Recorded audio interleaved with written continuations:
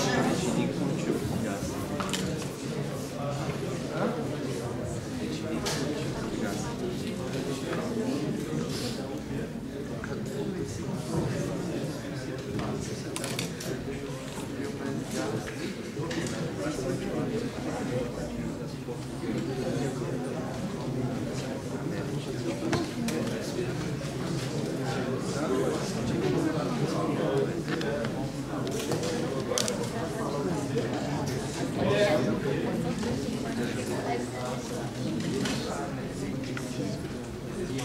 Essa parte que eu tenho que editar no vídeo. É Galileu ou foi Galileu? Acho que Galileu é o nome dele. Não vou lembrar.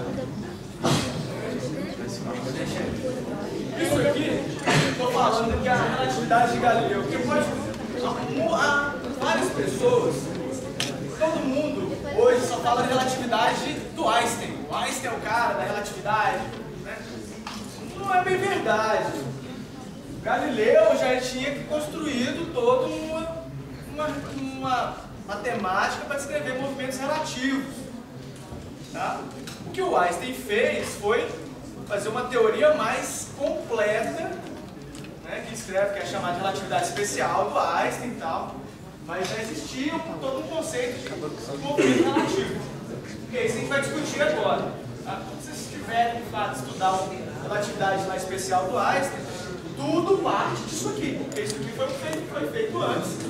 E, inclusive, a relatividade especial do Einstein, ela tem como caso particular a relatividade de Galileu. Tem que ser verdade. Toda teoria maior, ela tem que englobar a teoria menor já conhecida. Tá? Isso chama-se, tem um nome, acho que é princípio da correspondência. Tem um nome para isso. Toda teoria maior tem que englobar uma teoria menor antiga. A ideia aqui é simples. Vou fazer isso em uma dimensão primeiro, para a gente entender. Depois a gente faz para duas dimensões. Imagina que eu vou chamar um sistema de coordenadas A. Tá? O que é esse sistema de coordenadas A?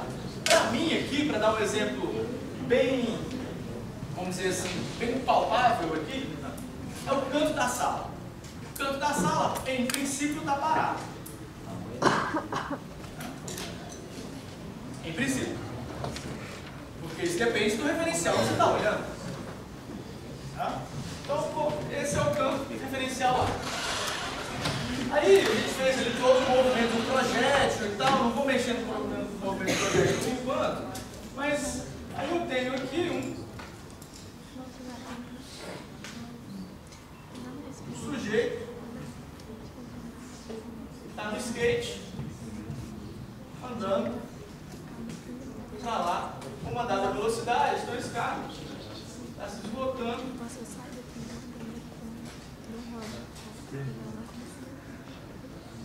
Olha lá, beleza? Então a posição, eu vou tratar somente na direção X, por uma questão de simplificar o problema, depois eu vou fazer genérico. A posição desse cara, eu posso falar, olha, esse aqui é a posição do skatista, vou botar um índice A aqui, para me ter uma referência a o referencial que eu estou adotando, que é o referencial A. Ok? Esse cara está andando para lá, beleza. Agora, se existisse, por um acaso, tá? Vou fazer isso aqui para ficar mais fácil. Aqui, vou tirar o boneco aqui. Então essa é só a posição dele. Por um acaso,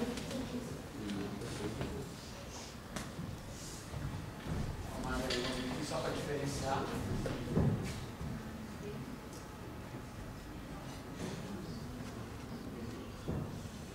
Existe um outro referencial B.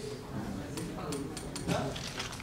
De um outro referencial B, qualquer, eu estou chamando isso aqui de posição X, referencial A, E aí eu tenho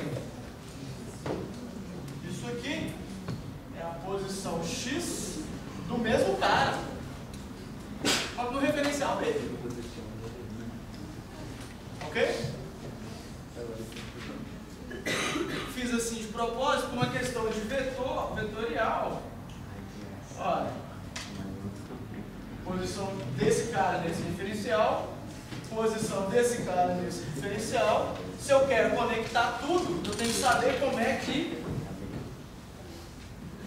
um referencial está em relação ao outro. Eu vou chamar XAB. XAB é como um referencial está distante do outro. Tá certo? E essa distância entre os dois referenciais pode mudar.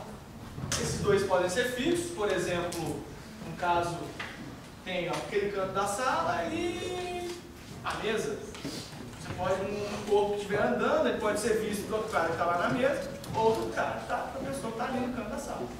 Tem dois referenciais distintos. Tá? Mas o referencial B pode estar andando.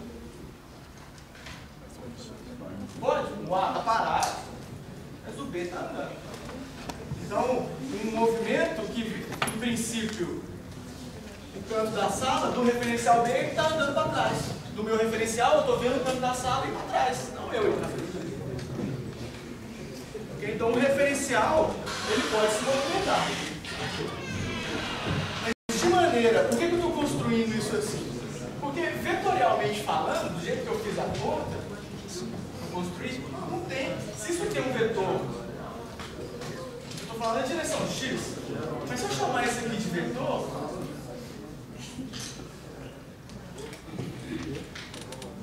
se eu chamar isso aqui de vetor, isso aqui fica a distância R entre os dois vetoriais, os dois sistemas coordenados. Aqui é o vetor A, a posição daquele cara nesse referencial. Aqui é o vetor B, aqui desse outro referencial. O que a soma de vetores diz pra gente? Isso mais isso tem que ser igual a isso. Sim? R, AB, que é a distância entre os dois referenciais, mais RB, é esse vetor, tem que ser igual a RA.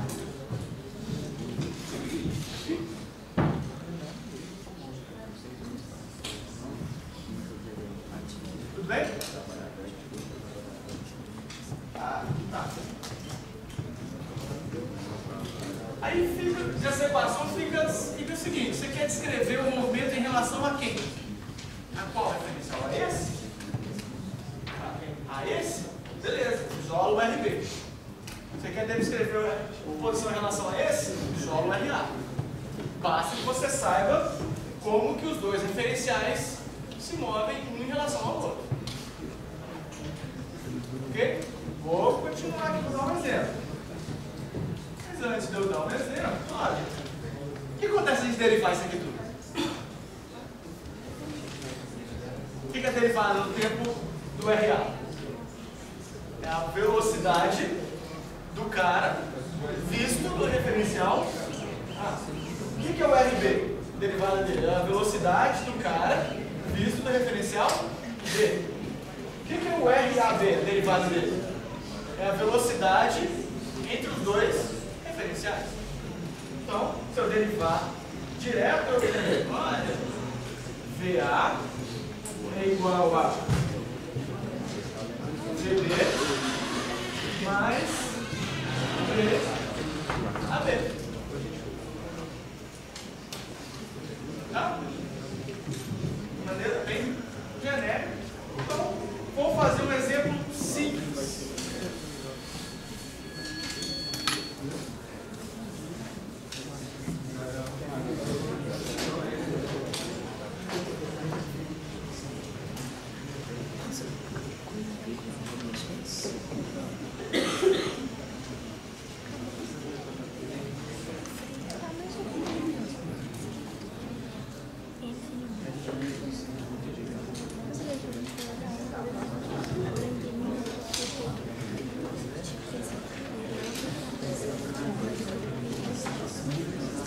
Tá?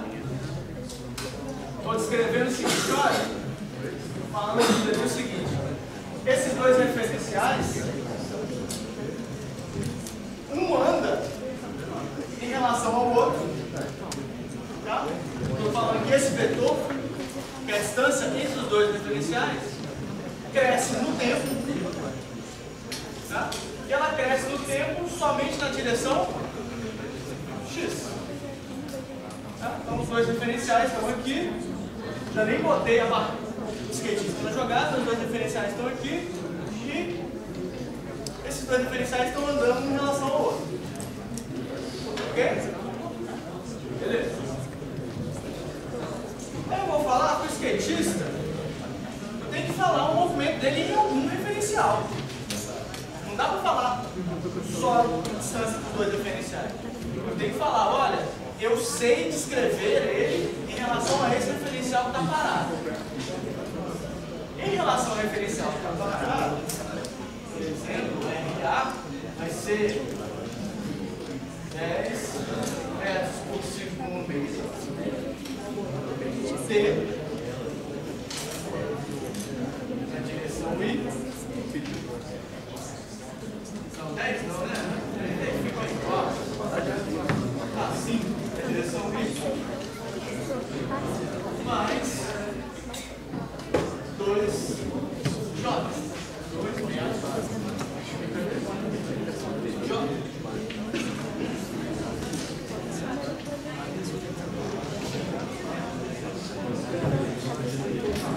Calcule.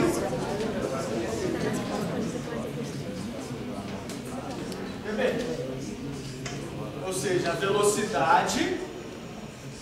Então, só para ficar claro, o que é o RAB? É como que a distância entre os dois referenciais está mudando. O que é o RA? É como que a posição do skatista vista do referencial A que está parado.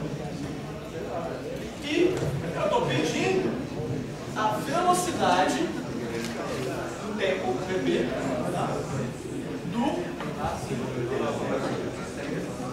do skatista em relação ao referencial B. Tá bom?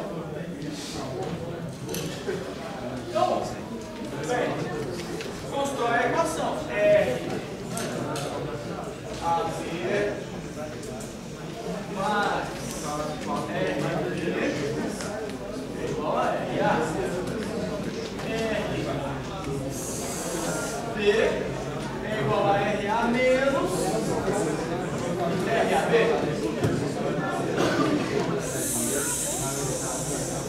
Só joguei o RAB pro lado de lá. Se eu derivar isso aqui, eu obtenho VB.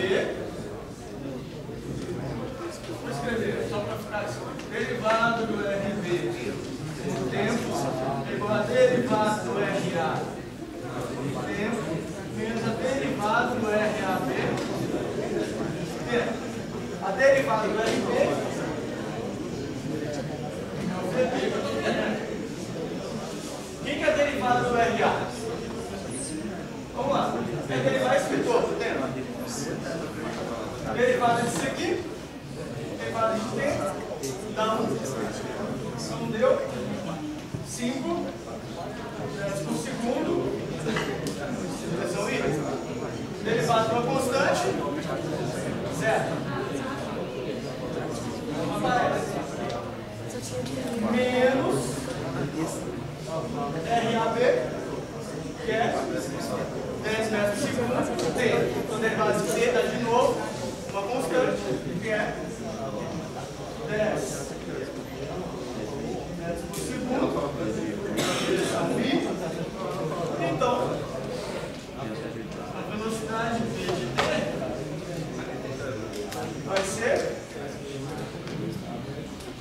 5 menos 10 metros por segundo. Deu? Menos 5 metros por segundo na direção I. Então, do referencial A, B, velocidade é constante.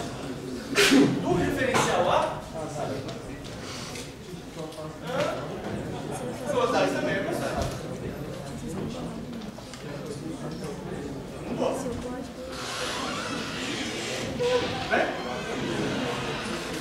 Porém, tem um referencial andando. Então você tem aquele cara lá, eu estou andando aqui com velocidade constante, tem um outro referencial que está indo, andando junto comigo. Mas ele viu a minha velocidade constante. Ok? Só que olha, o que aconteceu com o sentido da velocidade? Entendeu? Esse referencial aqui, ó, esse cara está vindo em relação, tá aproximando dele. Porque o referencial, a distância entre esses dois caras aqui, ó, ela anda, acompanha isso aqui, esse cara aqui, ó, ele anda para lá com qual velocidade? 10 metros por segundo. Esse cara aqui anda para lá com qual velocidade? 5 metros por segundo. Então esse referencial está aproximando dele. Já ele está andando com velocidade constante, esse cara está aproximando desse. Então, do ponto de vista desse referencial aqui, aquele cara está vindo em direção a ele. Por isso que a velocidade dele é negativa. É como se eu tivesse, eu estou aqui na bike, estou vendo um cara, um competidor ali, e eu estou andando com a velocidade constante, mas maior que a dele. Porém, maior que a dele. Então, o que eu vou acontecendo? No tempo, eu vou vendo aquele cara se aproximar de mim.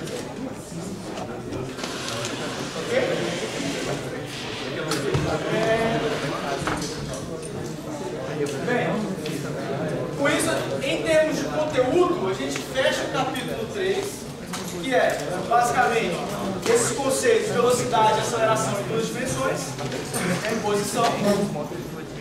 Como exemplo, a gente tem movimento de projétil e movimento circular. Tá? E essa é a história de movimento relativo. Ok?